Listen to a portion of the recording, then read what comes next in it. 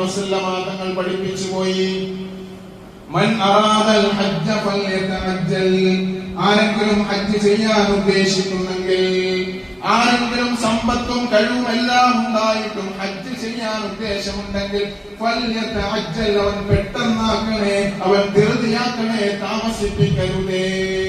ഫഇന്നഹു ഖദ യംറഉൽ മരീദ്, ആരോഗ്യവാൻ എപ്പോഴാണ് രോഗിയാവുന്നതെന്നറിയില്ല. ഇന്ന് ആരോഗ്യത്തോടുകൂടി നടക്കുന്നവൻ നാളെ ഒരുപക്ഷെ അവൻ രോഗിയായേക്കാം, നാളെ ഒരുപക്ഷെ അവൻ ഒരു അപകടത്തിൽപ്പെട്ടേക്കാം, നാളെ ഒരുപക്ഷെ അവൻ സ്ട്രോക്ക് ബാധിച്ച് കിടന്നു പോയേക്കാം. സഹോദര, ആ സമയത്ത് നിന്റെ സമ്പത്ത് കൊണ്ട് നിനക്ക് ഹജ്ജ് ചെയ്യാൻ കഴിയില്ല. നിന്റെ ആരോഗ്യം നഷ്ടപ്പെട്ടാൽ ആ പുണ്യഭൂമിയിലേക്ക് പോകാൻ പിന്നെ നിനക്ക് സാധിക്കില്ല. ഒരുപക്ഷെ യാത്രാ സൗകര്യം നഷ്ടപ്പെട്ടേക്കാം. ഇന്ന് യാത്ര ചെയ്യാനുള്ള എല്ലാ അനുമതിയുമുണ്ട്, എല്ലാ സൗകര്യങ്ങളും ഉണ്ട്. പക്ഷേ നാളെ യാത്ര ചെയ്യാനുള്ള അവസരം ഒരുപക്ഷെ നഷ്ടപ്പെട്ടേക്കാം. ഭരണം അങ്ങനെയാണ് പോയിക്കൊണ്ടിരിക്കുന്നത്.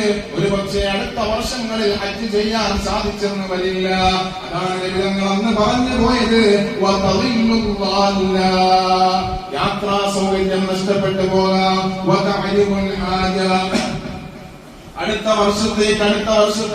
വർഷത്തേക്കൊന്ന് ഹജ്ജ് മാറ്റി വെക്കുമ്പോ സഹോദര, നീ ഓരോ വർഷവും പിന്തിപ്പിക്കുമ്പോ ഒരുപാട് ആവശ്യങ്ങൾ നിന്റെ മുമ്പിലേക്ക് കടന്നു വരാം. പല പല ആവശ്യങ്ങൾ നമ്മുടെ മുമ്പിലേക്ക് കടന്നു വരാം. ദുനിയാവിന്റെ ആവശ്യങ്ങൾ കടന്നു വരുമ്പോ നമ്മൾ ഹജ്ജിനെ മാറ്റിവെച്ച് ആ ഹജ്ജ് ചെയ്യാൻ അവസരം കിട്ടാതെ ഈ ലോകത്ത് നിന്ന് വിട പറഞ്ഞു പോയേക്കാം. പാടില്ല സഹോദര.